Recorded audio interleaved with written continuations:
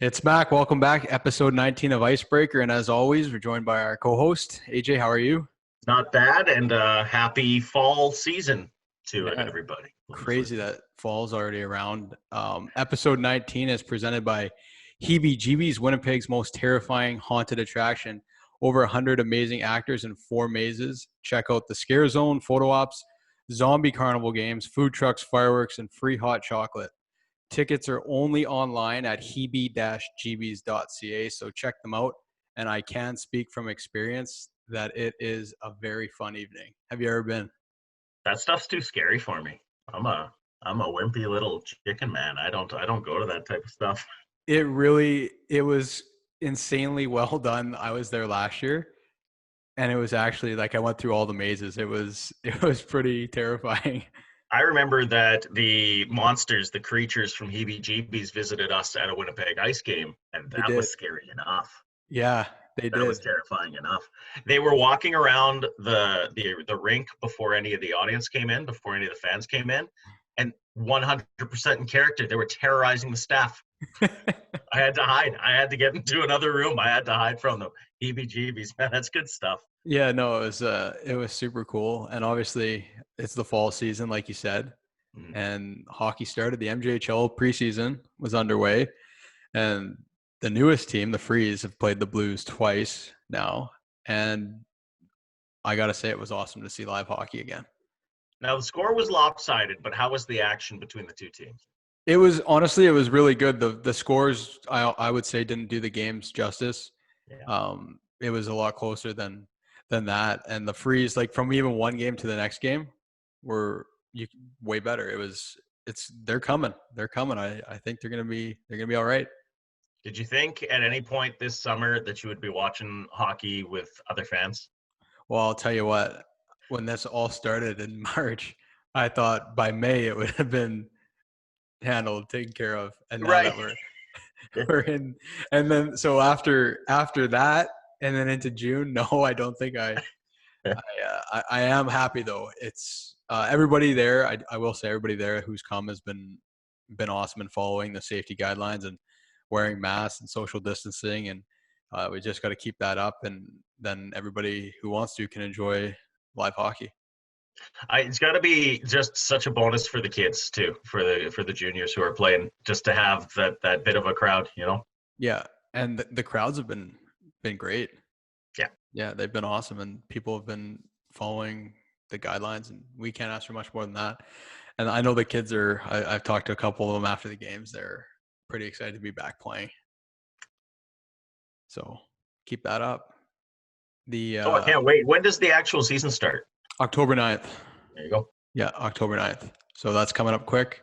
A couple weeks here, and also to do with the fall. And we're 3 days away as we record this. 3 or 4 days away, but October baseball.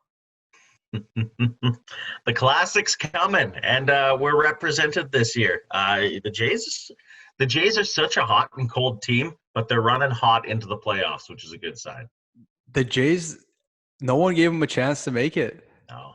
And they just like, I can't say I watched many Blue Jays games this year. I mean, there's only 60 opportunities and they play during the day and whatnot, but I got the notification that they clinched the playoffs, which is awesome. But even they were starting to get hot, and then there was those couple of games where they just got spanked by the Yankees. Yeah. 20-1 or 20-2, whatever it was. So again, to pick it up, and I like. Here's my favorite part about the Blue Jays this year. It has nothing to do with what's going on the field. Did you see the little celebration that they do? Two No. claps and a Ric Flair. Do they? Yeah, I two love claps that. and a Ric Flair. That's the new Sally, and I love it. I love that. I love that.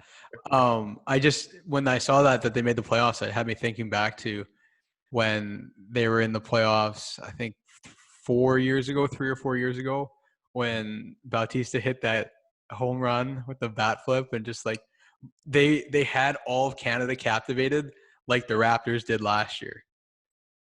I think that's the benefit, and maybe the curse too, about having just the one team representing you. But it's good to have a whole nation being able to rally around you. You don't see a lot of teams in the States where everybody's going to jump on a bandwagon. Yeah. But any given Canadian at any time, you can say, "Who are you rooting for?" Oh, they're the Jays. Yeah, exactly. And you see so like anywhere you go in Canada, people are wearing Blue Jays stuff. You don't like, you're right. You don't see that anywhere else in the States. Like you don't see it just, I guess other than the Cowboys, they have That's a true. And huge the Packers, following. now that you mention it. Yeah. They have a huge following, but I think it's cool. I hope they do well. I mean, if they Yeah. could, win a couple of games would be awesome. Do you think, and you know what, I think I have my own insight into this, but do you think the athletes are treating this the same as any other season? Like, do you think Um, the excitement of winning the Stanley Cup or winning the NBA title is the same as a regular non-COVID season? well, I can't speak for the players, but if I was in there, I think that now that you're in it and you've been in there for 6 months, I think I honestly think it was probably harder to win this year because you're battling, being in a bubble, not much going on, and you go and play. But I think at the end of the day, whoever wins, it's like winning on the road, Sure. you know? Yeah. I Yeah, mean, that's a good I'd be argument. super excited. I'd still be fired up if I won the Stanley Cup or the NBA. Like, I mean, you're a champion. No one can take that away from you.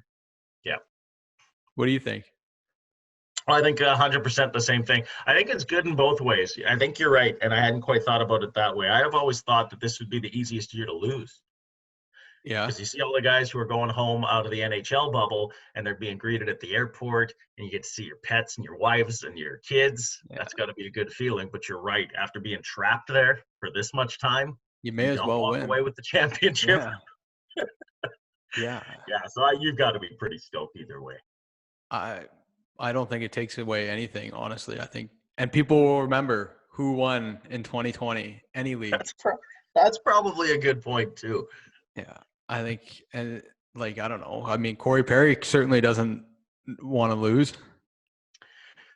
Corey Perry, I actually can't believe he's still ticking because when I was back in the day before the Jets ever came back to Winnipeg, I was rooting for the Ducks, all Yeah. thanks to Timo Solani, and watching Corey Perry back then, and then watching him score in double overtime the other night. It's the same Corey Perry. I mean, it's that goal right there is why Dallas brought him in. He just gets it done. He continuously gets it done. Yeah. I And always who? liked Perry as a chippy player too, because he's not Oh just a yeah, dangler and he's not just a skater. He's a little greasy and he gets the job done. yeah. And I honestly, I'm here nor there on who wins the Stanley Cup, but I didn't want it to end in 5 games, so I'm happy it's extending. I think I was with you at some point. I didn't really mind which team was going to win until Steven Stamkos came back, scored his goal. Like, go Tampa. How do you root against that story? How electrifying was that? The team was on another level that night. Oh my goodness. It was crazy. And then you know what? He'll just sit there for the rest of the game. He did what he came to do. Well, now if they win, he gets his name on the cup. That's right. So, That's right. and I can't believe he scored. I literally can't. He played 2 minutes and 56 seconds and scored. First shot back. It's crazy. Short-handed. Let's give him the credit that it's due. It's literally crazy. I don't know. All in all, just to go back to our earlier point, I think that sports being back has been awesome for everybody. And maybe it hasn't been great for the players. Maybe it has been really tough, but I think speaking for most of us out here, thankful that they did go back and start playing. You know, I don't want to compare what I do to what anything an athlete is doing, but myself having been laid off and gotten to go back to work, it was exciting enough. So Yeah.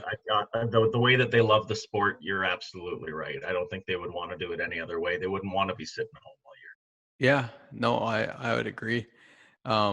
We were talking before we started going here about our favorite thing about fall.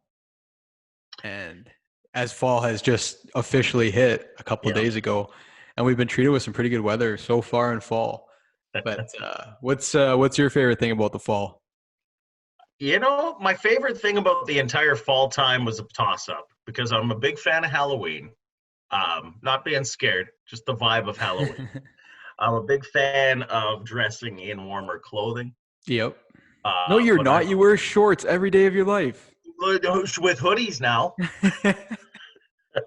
I think my favorite thing about the entire fall season has got to be the eats because we got Thanksgiving coming up in just a couple of weeks. That's true. A good meal. That is one of the best reasons to eat of the entire year. Yeah, no, it's a good meal. And for those of you listening that don't know AJ, it'll be minus 40 out in the winter and he'll show up in shorts.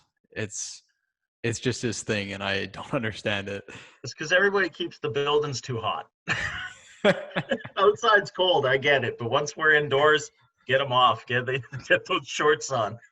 Shorts and boots, it's a pretty good look. And I don't think I'm old enough yet to pull off the unzip at the knee pants. Oh, you know what I mean? Maybe in another 5 years or so, I'll pull those off. Until then, we'll just stick with the shorts. Those are good ones. No, I like that. I think my favorite part about the fall, Thanksgiving's great, but Halloween in general, I'm a sweet tooth.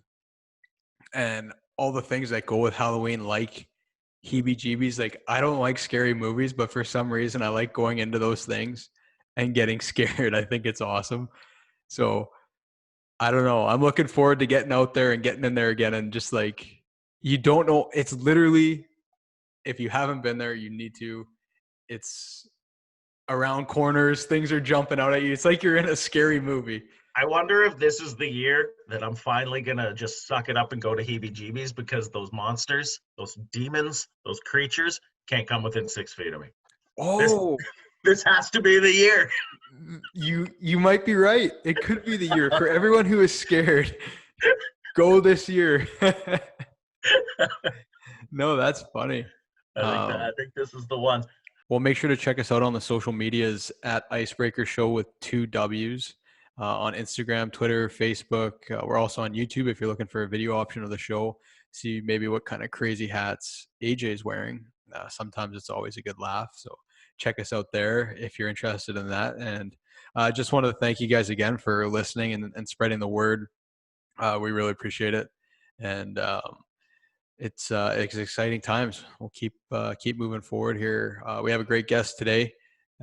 He's a scout for the Winnipeg Ice, but also holds a master's in sports psychology that he uses to chat with teams about, what they may be going through, or individual players, and how they can use their minds to help them get better. And we talk about all that. So without further ado, Ryan Guenter, welcome to the show.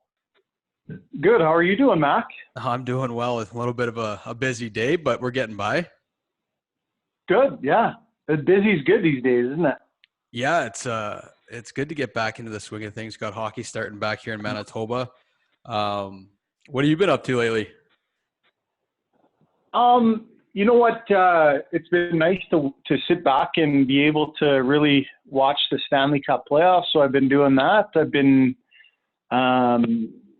writing, in the process of writing a book from the research that I did at the U of A. I'm sure we'll get into that.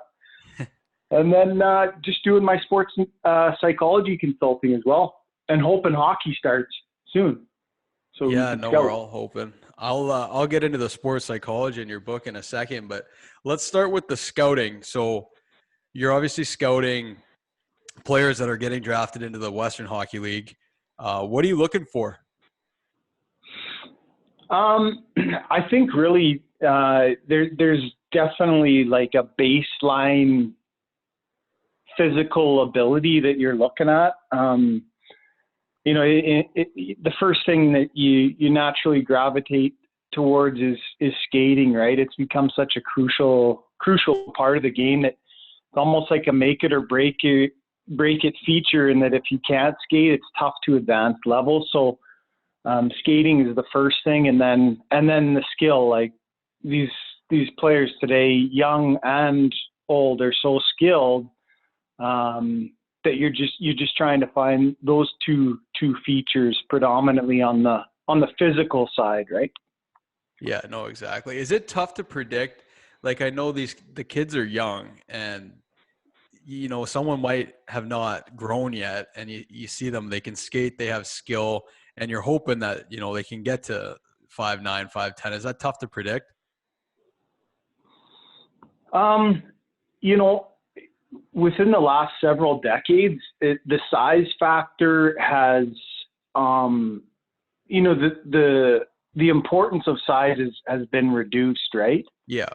But I think that the last thing you're looking for in terms of skating and skill is sense and hockey intelligence. And And if you have the compete and the intelligence and you have the other two physical features, you can think your way through any level as far as I'm concerned. But I think there's, the strength is a different thing to try and predict, right? Right. But I think your dad once told me, Mack, that big guys still have to prove they can't play, and little guys still have to prove that they can play, right? So that's still a fact, but it's probably less pronounced than it was, 3-4 decades ago in terms of hockey and scouting.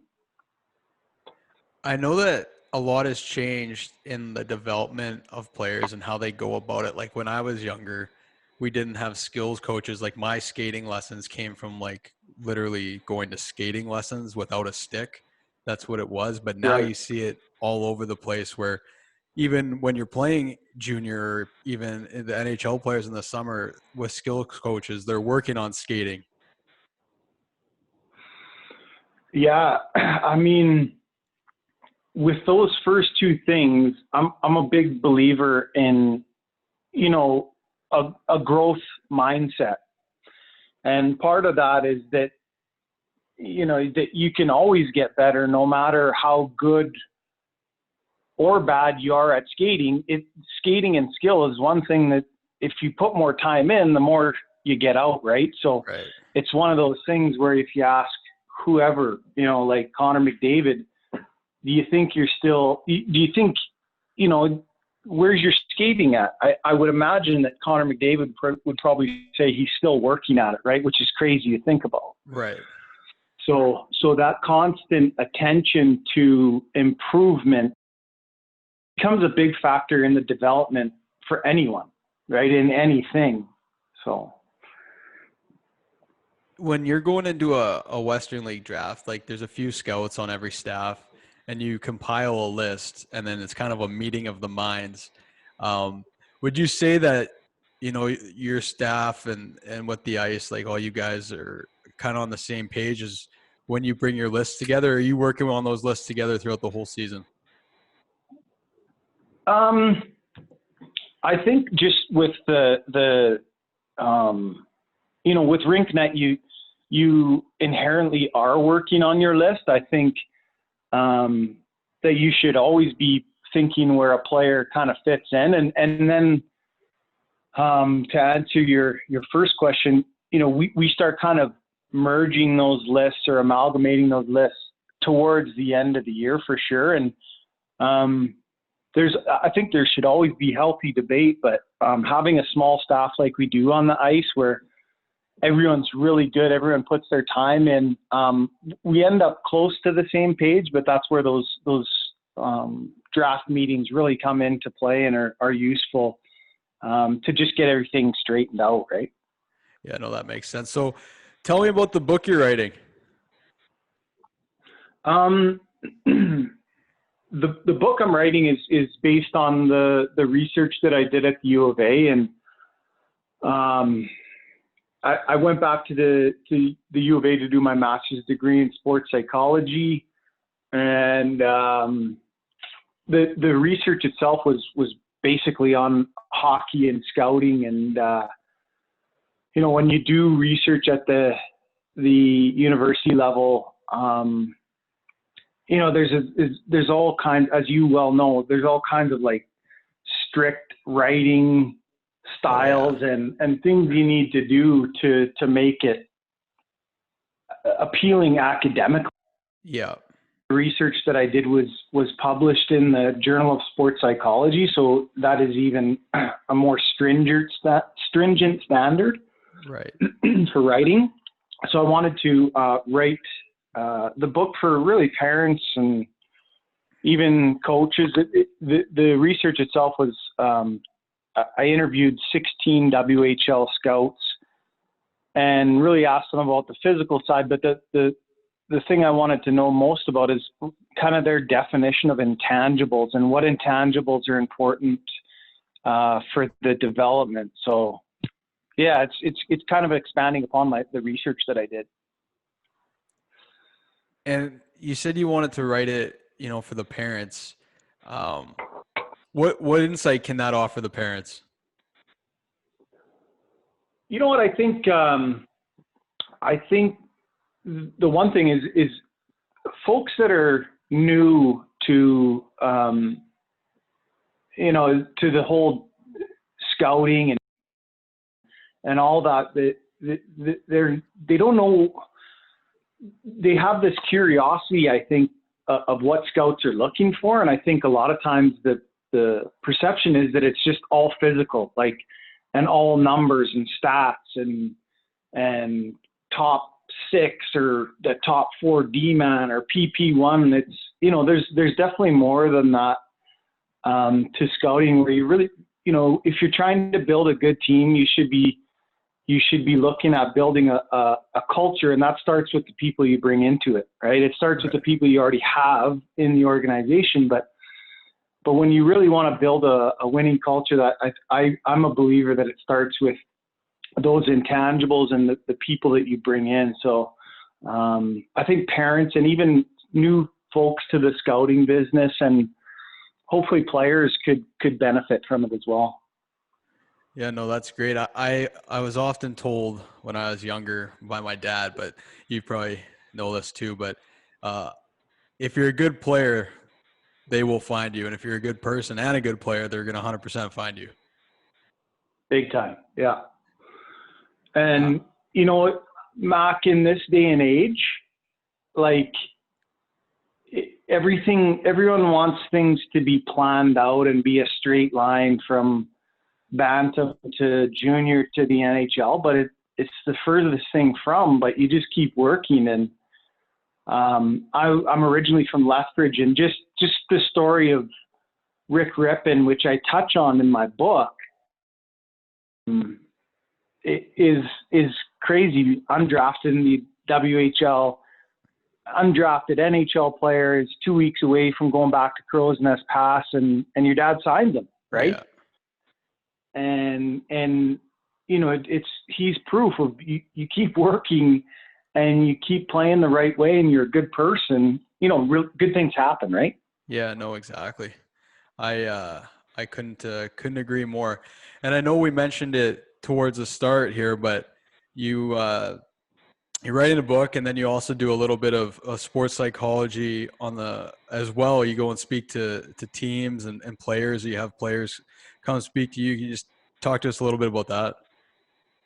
Sure. The teams, I really think some of the teams I enjoy talking to the most are the kids that in 1 or 2 years are going to experience the bantam draft and all that, and really kind of emphasizing those strong intangibles that will help them in the short and long term. So talking to teams about that, and then individually with players, everyone's got something going on. It could be performance related, could be not, but I just really try and work pragmatically from dealing with each individual as they need, right? Like I say, everyone's got something going on, and just giving a young person some perspective, a neutral perspective at times, is really, really important. And it, it's gratifying to help someone out, a young guy or young gal with their sport, right? Yeah, no, exactly. And just keeping along the lines here of the bantam draft. So the players are, they're young, they're 13, 14 years old, and maybe not yet, found their way. What do you tell, or what would you tell a player that goes undrafted? And you know what? I was that age and went undrafted, and it kind of felt like the end of the world, but it's not. What would you tell a player? That 1 year really doesn't define you. And the last thing you want to do is let something like that define you. If anything, resiliency is a skill, right? So you have to go through some hardship to develop that skill. And when you experience that disappointment, everyone's going to be disappointed, but those that can turn that into fuel to put in the extra work there's such a long list of NHL players that were undrafted in the WHL, and now even the NHL. Like, look at a player like Zach Whitecloud from your neck of the woods, right? Like, Yeah, exactly. You keep pressing, you keep working hard, and using that disappointment as fuel to continue working to be the best player you can.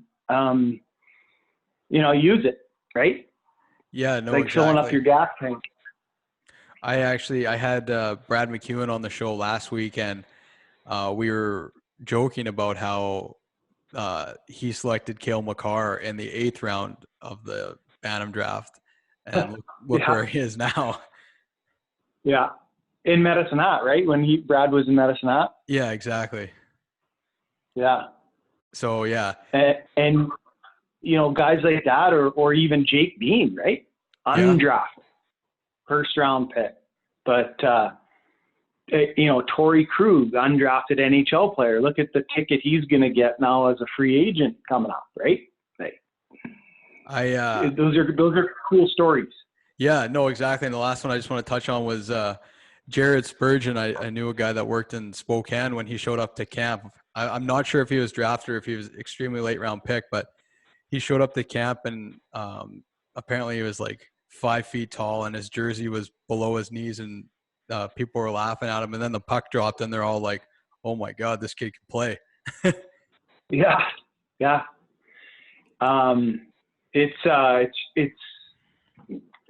It's really exciting, right? Like when you can look back on those moments with players that are now stars, which you know lots of, right?